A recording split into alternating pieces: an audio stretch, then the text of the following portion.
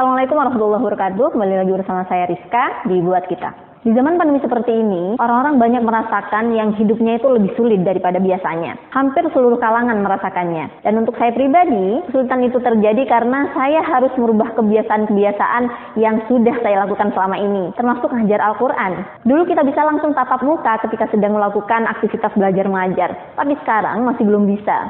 Jadi di sini saya mau sharing apa aja yang saya lakukan saat saya ngajar Al-Quran, terutama tahsin. Dan di sini saya hanya menggunakan aplikasi WhatsApp yang semua orang Indonesia sudah pada punya, insya Allah. Mau tahu apa aja yang harus dipersiapkan?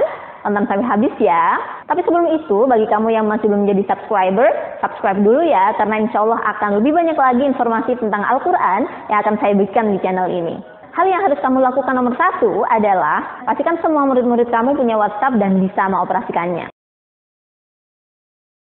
Emang ada yang nggak bisa mengoperasikannya?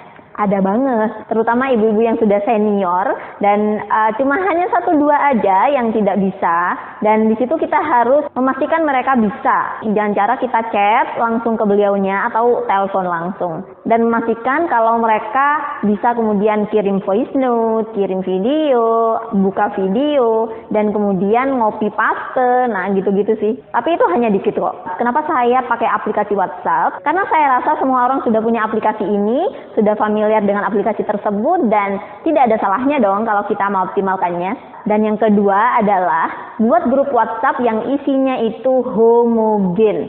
Jadi nggak boleh heterogen ya. Nah, untuk bagian ini kita pastikan kalau semua orang yang ada di grup kita yang kita buat itu satu level.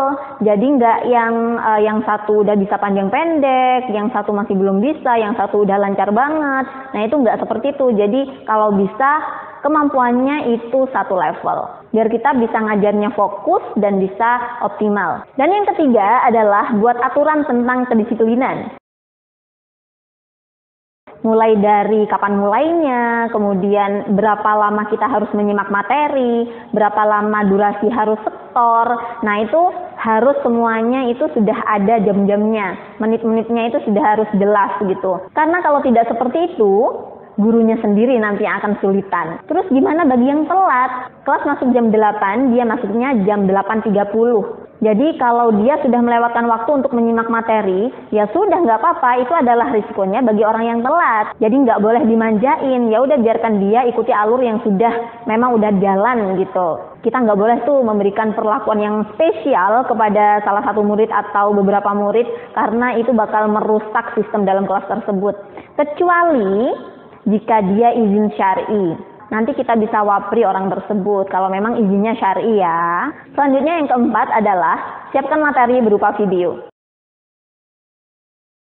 Namanya orang yang mau membetulkan bacaan itu pasti yang diperhatikan adalah mulutnya, mulut gurunya. Jadi tentu saja kita harus menyiapkan media berupa media visual di situ, yaitu video tadi ya. Untungnya saya punya channel YouTube. Jadi saya tinggal share link, kemudian saya bisa meminta mereka untuk membuka link tersebut. Ngerekam sendiri juga boleh loh. Tapi kalau mau memakai video lain, maksudnya video orang lain, tentu saja video itu yang memang benar bacaannya dan sama bacaannya dengan bacaan kita.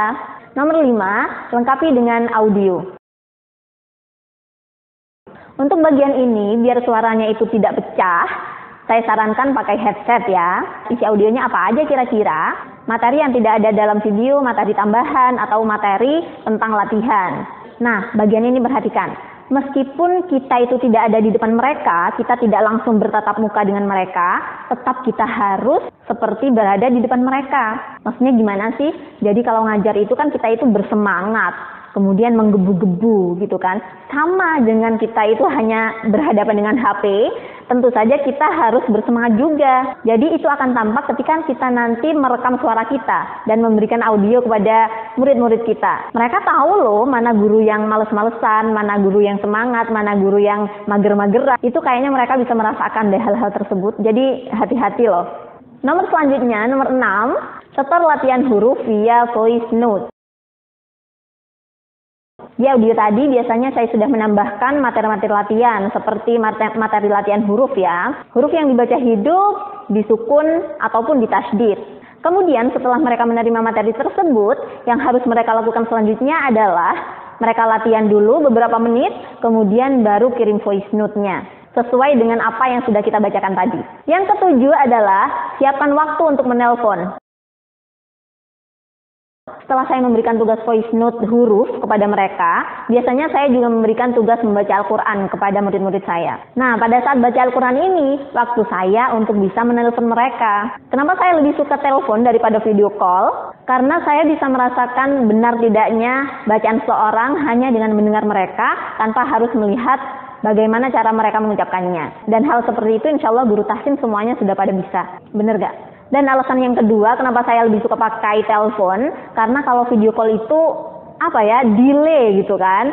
Sedangkan kalau telepon itu kayak kita ngomong langsung gitu. Kalau misalkan saya mau negur nih, beliau melakukan kesalahan, ya udah saya langsung, Bu salah, Bu berhenti dulu. Nah itu langsung gitu, jadi enak aja gitu kalau mau negur. Tapi kalau video call masih delay, nah itu kayak yang gitu kan.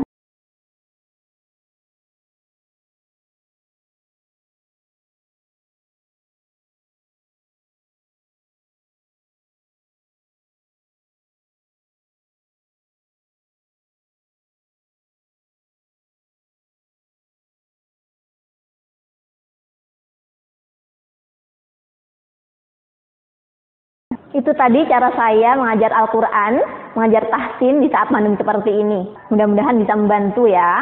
Jangan lupa untuk like, komen, dan subscribe. Dan jangan lupa juga jika kamu merasa video ini penting diketahui oleh banyak orang, silahkan share aja kepada mereka. Semoga bermanfaat. Sampai bertemu di video-video selanjutnya. Wassalamualaikum warahmatullahi wabarakatuh.